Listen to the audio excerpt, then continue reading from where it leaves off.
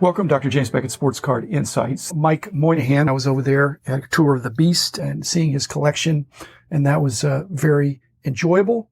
And this was talking about Pete Rose and Barry Bonds and other kinds of circumstances that are tricky in the hobby. So this was our batting that around. And thanks sponsors, Beckett Media, Beckett Grading, Beckett Authentication, ComC.com, Burbank Sports Cards, Mike Stadium Sports Cards, Heritage Auctions, Huckett Scott Auctions, and Topps, Upper Deck, and Panini. We talked about a whole bunch of other things. We share a love of vintage, but we love the whole broad hobby as well. I love all the sports, not just baseball, but baseball clearly was my first love. Thanks, Mike, and here it is. It's not a bad thing because I'm not going to redo my life, but I had to make a choice at some point in the 70s that I was going to be a card guy. I wasn't going to be an autograph guy, and I wasn't going to be an artifact memorabilia guy. I really pretty much got to be in a 2.5 by 3.5 card guy. I do have some other bigger stuff, but some of this stuff like this, I'm not embarrassed. I just had to make a choice, but I would pass on stuff like that, or I'd tell a friend, I'm not going to buy this. Is a really cool item. You should. This is probably my favorite piece that I own, period, just because of what it represents. And so it's two from 83. Well, see, that's frameable. It is. That's frameable. All different signatures. There's 80 some odd Hall of Famers on here, plus one non-Hall of Famer, Mr. Rose. Maybe someday Hall of Famer. But what do you think about Rose? Should he be in or not in? He's in a different category than Barry Bonds, but it's problematic for the Hall of Fame when you have these guys that hold major records that are not in there. They're household names and are exemplary in certain parts of life, but they have a fatal flaw. And everybody's got a fatal flaw, so we're not. Let's take Rose not being in the Hall of Fame. Does that in some way tarnish his career accomplishment? Not his numbers, not his batting numbers, which is what he would get in for sure. But he'd also get in, Mike, for how he played the game. Full out, Charlie Hustle. And that sticks in your craw of not betting on your team when you didn't think they were going to win. The no betting thing, no betting on baseball, no betting on your team or against your team or for your team is a severe thing. Yeah. It's probably the number one thing. Right. There are murders in various Halls of Fame. I did an episode about getting impeached from the Hall of Fame. What would it take?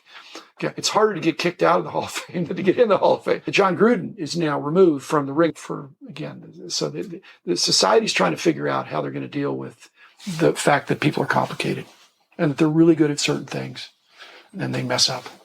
And I've been a big believer my whole baseball loving life of somehow you have to segregate the player from the person. Oh, yeah. And if you've met some of the players, they're just regular guys. They're not superhuman. They're really good at something that's really hard for almost everybody else on the planet. It argues in favor of these other Bonds and Clemens and Pete Rose, and Joe Jackson even, who may not have been guilty of anything except not being very well educated. Right. And not really knowing what he was getting himself into. I mean, if a guy couldn't sign his name, how can... But Rose and Bonds were very different. Rose did something after his playing days. Right. Bonds... But in the game. For sure. Yeah. But he tainted the game. And the purists think that Bonds tainted the game, and so did Rose. But maybe those voters need to pass away. And then a new group comes up, or Veterans Committee that gets reconstituted. But the public opinion changes over time. It does. And that'll happen in the hobby. There are no sure things about he'll never make the Hall of Fame. You can't say that. And the differentials of the different grading companies or of the premiums for 10/9 or 9/8, those are not constants. Those are in flux. Now, you've already pointed out that you were willing to pay more for a 3 than a 4. So even the fact that a 4 is always better than a 3, you can't even say that. You preferred to have the 3. I'm in favor of anything that makes people think. There's an emotional aspect of the hobby, but there's a thinking man's aspect of the hobby too. And it's not static. And it's not static. At all. Because the guys the Rip Van Winkles that left 20 years ago and came back, what? Yeah. It's completely different now. And they've got to recalibrate because it's not business as usual. Even I'm having to recalibrate, honestly. Why is that? You mean from recently? Just because just from a few years ago. The craziness to now. of 2 years ago? Yeah. Of in the last 2 years? Yeah. And just going, okay, I can't buy that card because I'll go look at a similar card that I bought a couple of years ago for half the price of. I bought an Al Kaline today that 2 years ago in the grade I bought it in was a 6. It was a 58 tops and a 6. I bought it for $90. That was a $25 card just a few years ago. So you're not buying raw very much because that's where some of the deals are. If you're able to detect that it's authentic and unaltered. No, I don't personally buy raw. A lot of people buy a collection, to make their money back on some of the stuff they either don't want or don't need and keep the stuff they want to keep for their PC. I'm buy this card and then this card and then this card because I don't want to deal. This is simple and it might be lazy. I don't want to deal with all the other stuff. I had a collection come across. I could have bought it. I sent it to a dealer in Oklahoma City who bought it. I could have bought just the Maze and the Mantle. There was a Maze and Mantle rookie in it that I knew were legit, and I knew what they were going to grade. I told them what they were going to grade, and they graded exactly what I thought they were going to grade. Do you spend 20 hours a week, 30 hours a week on your Probably 20 to 30. 50? Depends on the week. But what about you? What do you spend on the hobby? I'm sure I spent 20. There's no question about that. But that's... I'm retired. It's the greatest side gig of all time. It's terrific. So, speaking about displays, I wanted to ask you a question. You have some complete sets, I'm sure? Not anymore. A few, but not very many. I was going to ask how to display You can't those. sell a complete set anymore. It's like linear feet of, so I have a how much more wall panorama. I have space more do you wall have? space. Yeah. And I've created some there because I feel like when I had stuff in cabinets and things like that, people don't know what to ask for. And so I try to have enough that's visible that they can say, that looks interesting. Do you have any more of those? But they rarely do because there's 1,000 cards facing them that are in alphabetical order that they can just go from A to Z. It's baseball, football, basketball. Yeah, you're also all for sports. I was going to say that. Yeah. NASCAR, everything. So any celebrity with some emphasis on local celebrity. So they always see somebody, oh, I didn't know you had a card, or why, you have some of those too. And so sometimes there'll be a follow, but usually they're just glazed over of seeing 1,000 cards. They're all slabbed, that are in alphabetical order, that are mounted. And nobody says, hey, let's open up all the boxes. They say, oh, you got a lot of other cards too. And they presume 100%. that the best ones are the ones that are out, which is not completely true, but is a reasonable assumption. And you had your wall of cards. You had it custom built. Yeah. Okay. In 2 stages. I had some library cabinets that I had done with the company that were designed for us, that were like our periodical library. And so they're interesting. And I kept those when I sold the company and adapted those. And then I invented or created these 2x4 static cling panels where you can put 2 rows of 4 across. On the wall, you'll just see all these panels of 2x4, and there'll be just a whole wall of them, and they're on the library cabinets that are cherry wood. They can see it, okay? Yeah. One of the reasons I haven't gone the YouTube and video route is because once I get started on that, people say, we want to see more. And I don't want a full-time job of putting my whole collection out there. It isn't even my collection in some sense. It's just some cards that I'm displaying. But if you have sets from the 90s or 2000s or 2010s, is anybody ever going to ask to look at those? I don't think so. Do you feel like, because you do the podcasts and things, sharing your collection is an important part of having a collection? I'm moving in that direction. It's just what I don't want to do is make it a chore. I'm enjoying 15 minutes a day of a podcast. Right. I wouldn't enjoy being on call through social media, engaging all the time. That would sound like a job. Trying to video my whole collection or even having somebody help me do that, it would be a lot of work. And so I've got to figure out how to do it in bite-sized chunks, like the podcast. I enjoy 15 minutes a day. Hour a day I wouldn't enjoy. It probably does take an hour today to do 15 minutes, but still, that as a podcaster, YouTuber, is that things aren't always as simple as they seem, or you hope they are. But my goal is to have less cards. I want to have 1% less cards every month, and I'm failing miserably. But I am trending down. That's good. I want to have 1% more cards every month. Much to my wife's chagrin. I'm just saying, I've got enough cards. I want to have less. I do give some away, but the problem is not the giving away cards. It's those cards that are too valuable to give away, but not valuable enough to get a really good price for, that nobody's excited about them.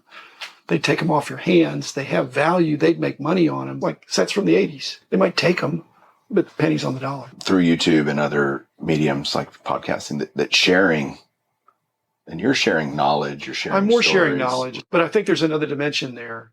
And I'm really trying to consider how I can bring my wall of fame, make it come alive, but not in such a way that makes me a theft target. You know? What if you did a card a week? Like you can, like you said, you don't have to jump, head first. Well, I'm not going to live long enough to do a card a week. I have too many cards. So, I'm talking about just your wall of fame, which is, I know, 1,000 cards or 2 cards a week. You do it. That's 20 years. Card a week. Okay. Work with me, Jim. I'm just trying to help. It doesn't take that long. With your phone, I'm telling you. I know. That's what I'm saying. If I take a 3-minute video that does one of these panels, and if I could pop it up to YouTube without editing, if I just 100% you could do it without editing. Steady hand, just pan through it and talk a little talk bit over it, yeah. You're talking 15 minutes total to get that done. That's 3 minutes. There might be 12 minutes or 6 minutes of prep and 6 minutes of sending it to YouTube and captioning it or whatever. It's shockingly simple. It's really not that bad. Agreed? I'm doing my own podcast. I post to YouTube by myself. And so it's not rocket science, but it's not professionally edited. Did you have a whole research team at Beckett that just researched all the stuff coming when everything was just coming out? Yeah, it's called Rich Klein. No, was he? Yeah, I bet. No, we had a bunch of guys. I mean, Rich was... Did Rich work on staff? Oh, yeah. No, he was there for a long time. I didn't know. But a lot of... all those Panini guys all were on our team, too. You know, Mike Payne. But each guy was divvied up. I had my areas. They had their areas. Some people were... They were from all around the specialized country. in different things. Guys, the hockey guys were from Canada in some cases. So. It was fun. But the research, it was happening. It was like original research of what's happening right now, more so than the older cards, which I had lived and some of the other guys had lived. I don't want to say I'm going to do it or I'll do it. So if I had a want list, I would compulsively go after it, which I did. But I don't want to re-get the sets that I had before, and there's not that many cards that I want that I don't have.